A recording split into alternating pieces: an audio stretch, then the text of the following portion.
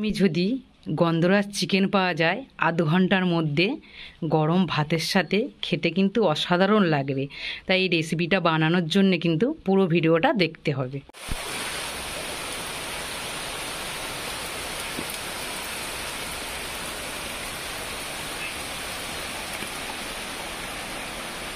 গন্ধরাজ কতগুলো গন্ধরাজ লেবু নিয়ে এসেছি, বৃষ্টি ভিজে ভিজে নিয়ে এসেছি। আজকে গন্ধরাজ লেবু দিয়ে রেসিপি দেখাবো।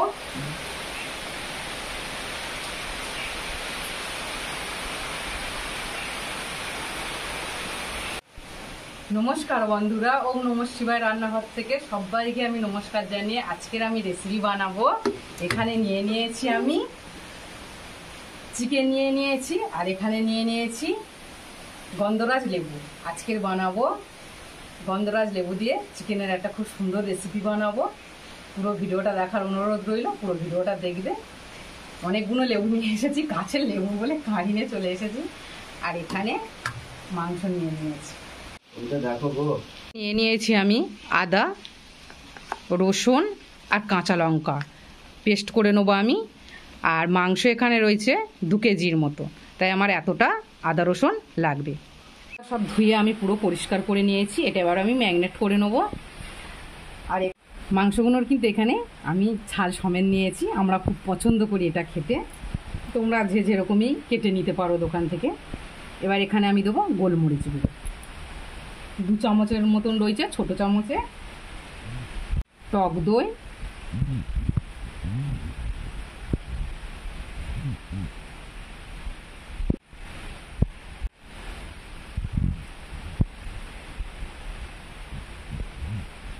এখানে আমি 5 চামচের মতন টক দই ব্যবহার করব। আদা আর কাঁচা লঙ্কা পেস্টটা দিয়ে দেবো।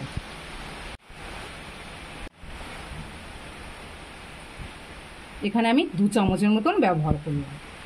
আমি একটা লেবু নিয়ে নিয়েছি, আর এখানে আমি গেটার নিয়ে নিয়েছি। এইভাবে আমি আস্তে আস্তে একটু গেট করে নেব।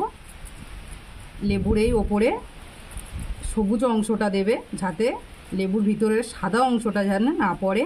পড়লে কিন্তু তাহলে তিতো হয়ে যাবে, তরকারিটা খাওয়া যাবে না। এইভাবে আমি সবুজ অংশগুলো নিয়ে নেব। আর এখানে রয়েছে আদা, রসুন, কাঁচা লঙ্কা, কিন্তু 3 রকম পেস্ট দেওয়া রয়েছে।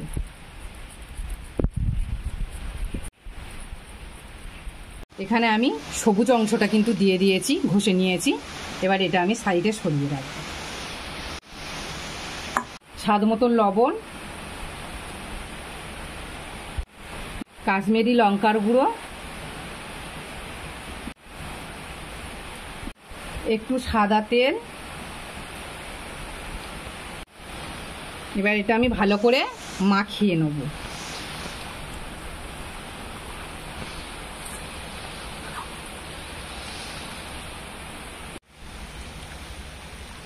হলুদ গুঁড়ো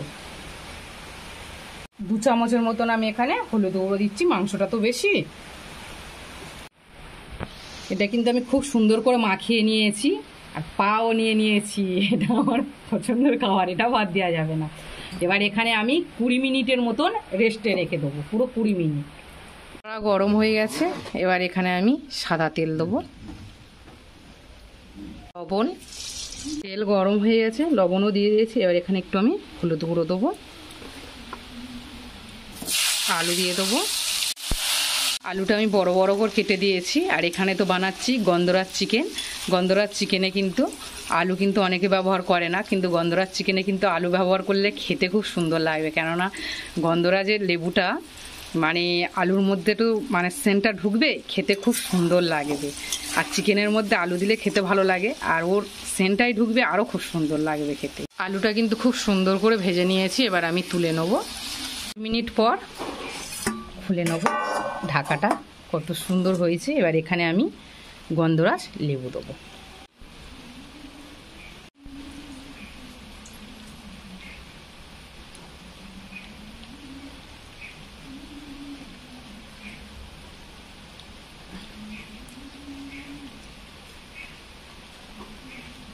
এবার এটা আমি ভালো করে মাখিয়ে নেব।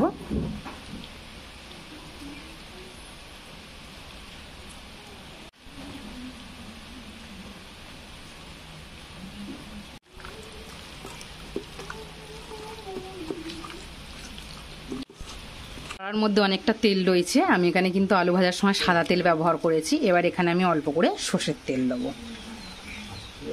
সর্ষের তেল আর সাদা তেলের তরকারি কিন্তু খেতে ভালো লাগে, একসাথে মিক্সড করে নিয়ে বানালে। দিয়ে দেবো দারচিনি, লবঙ্গ আর এলাচ। একটু ভাজা ভাজা হয়ে এলে এখানে দিয়ে দেবো পেঁয়াজ কুচি।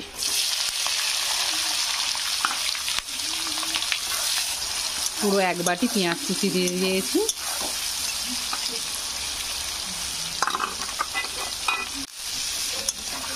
লবণ 2 চামচের মতন এখানে আমি দেবো। পেঁয়াজটা তাড়াতাড়ি ভাজা হয়ে যাবে, লবণ দিলে পেঁয়াজটা খুব সুন্দর তাড়াতাড়ি ভাজা হয়ে যায়। পেঁয়াজটা কিন্তু আমার ভাজা হয়ে এসেছে। এবার এখানে আমি দিয়ে দেবো আদা রসুন আর কাঁচা লঙ্কা বাটাটা।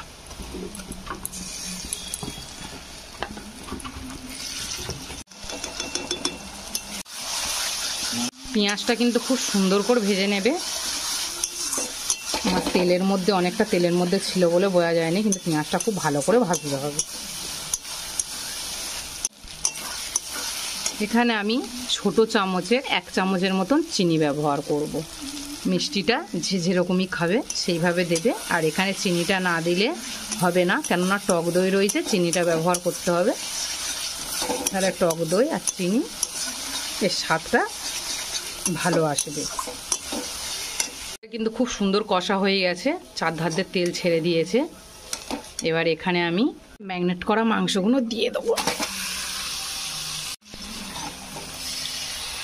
এইভাবে আমি কষে নেব। গ্যাসটা কিন্তু একদম নর্মালে দিয়ে কষতে হবে, কেননা টক দই দেওয়া রয়েছে। গ্যাসটা জোরে দিয়ে কষলে টক দইটা কিন্তু কেটে যাবে।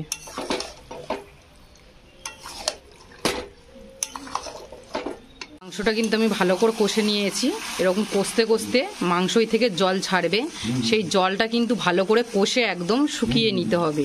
নেওয়ার পর এরকমই তেল ছাড়বে মাংস থেকে, তারপর এরকম তেল ছাড়বে। সেই সময় কিন্তু এখানে ভাজা আলুগুলো আমি দিয়ে দেবো।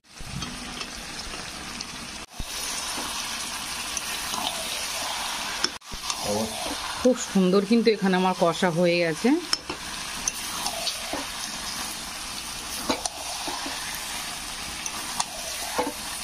এখানে আমি গামলাটা ধুয়ে জল ব্যবহার করব। জলটা এরকম সাইড থেকে দেবো। আর এখানে কিন্তু আমি বেশি জল ব্যবহার করব না। তোমরা যদি ঝোল খাও তো অবশ্যই ব্যবহার করবে, কিন্তু এর ঝোল ঝোলটা খুব ভালো লাগবে না, একটু কষা কষা হলে ভালো লাগবে। এটা পুরো রেডি। এবার এখানে আমি গন্ধরাজ লেবুর পাতা দেবো।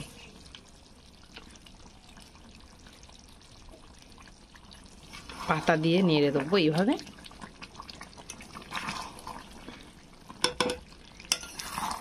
একটু ফুটিয়ে নেব।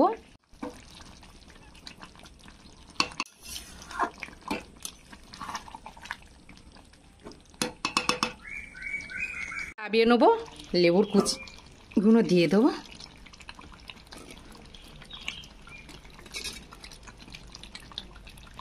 লেবুর কুচি দিয়ে দিয়েছি, আর ফোটাবো না, লাভিয়ে পুরো লাভিয়ে নিয়ে তোমাদের দেখাচ্ছি বন্ধুরা কত সুন্দর খালি হয়েছে। দেখো, দেখে মানে খেতে ইচ্ছা করছে। আর খুব সুন্দর একটা গন্ধরাজের সেন্ট উঠছে, মানে খেতে আরও খুব সুন্দর লাগবে। অবশ্যই তোমাদের যদি ভালো লাগে এই রেসিপিটা আমাকে কিন্তু কমেন্ট করে জানাতে ভুলো না। আর একটা অবশ্যই লাইক করো। আর যারা রোজ রোজ আমার ভিডিওগুলো দেখো তাদের কাছে অনুরোধ করে বলবো পাশে থাকা বেল বাটনটা অন করে রেখো, তাহলে নতুন নতুন ভিডিও ছাড়ার সঙ্গে সঙ্গে সবার আগে তোমাদের কাছে পৌঁছাবে। আর যারা আমার চ্যানেলে নতুন বন্ধু হয়ে রয়েছো তাদের কাছে অনুরোধ করে বলবো পাশে থাকা বেল বাটনটা অন করে রেখো, তাহলে আমি নতুন নতুন ভিডিও ছাড়ার সঙ্গে সঙ্গে সবার আগে তোমাদের কাছে পৌঁছাবে। আর আমার চ্যানেলটাকে সাবস্ক্রাইব করে দিও। সবার সাথে শেয়ার করার অনুরোধ রইল। আর তোমাদের একটা কমেন্টেই কিন্তু আমি আরও খুব সুন্দর সুন্দর ভিডিও বানানোর জোর পাবো, শক্তি পাবো। সবাই ভালো থাকবে, সুস্থ থাকবে। আমার ভিডিওটাকে এই পর্যন্ত শেষ করছি বন্ধুরা, টাটা।